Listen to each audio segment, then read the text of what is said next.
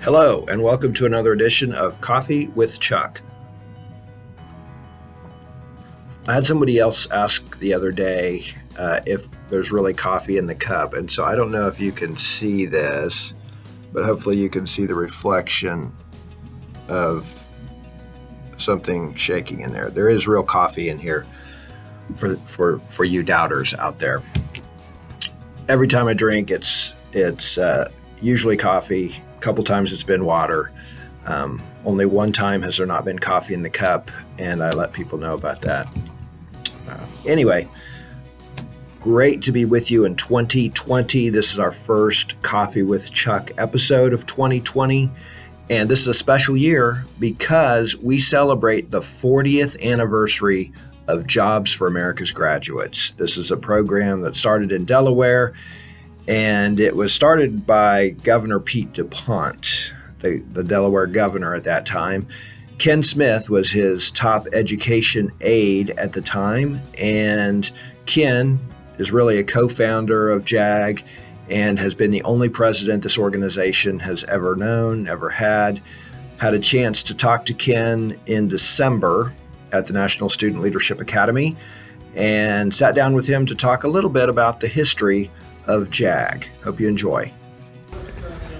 So the first question is, how did JAG get started? Good question. I was then Governor Pete DuPont's education advisor in Delaware. Delaware was in a terrible mess at the time. Almost bankrupt. Wall Street wouldn't buy the bonds. The federal government had taken over the schools to get them integrated. It was the second highest unemployment rate in the country, second highest dropout rate. And Governor DuPont said, look, we're a tiny place, 140 miles long, 40 miles wide. We can do better than this. So we set up 5 task forces. Over a 6-month period, we built the JAG model and then rolled it out to test it. My favorite story, and which is absolutely true, is that in this terrible mess we were in, and it's hard to fully describe it, at midnight, at the end of a long series of meetings in the governor's mansion, the governor asked me to present the plan for Jobs for Delaware Graduates, which I did. And he went around his cabinet, which was 13 people around the table, including me.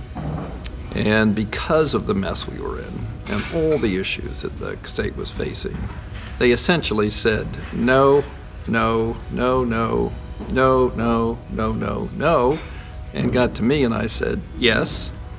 And the governor paused a minute and said, the ayes have it. We can't wait. Ken, let's go to work. That's great. What's your most vivid memory over the past 40 years? Well, it's hard to pick one, of course. 40 years is a long time and seen a lot. But I think it's when the young man walked up to me and he said, are you Ken Smith? And I said, yes, I am. And he said, wanted to meet you. I said, great to meet you. I wanted you to know you saved my life.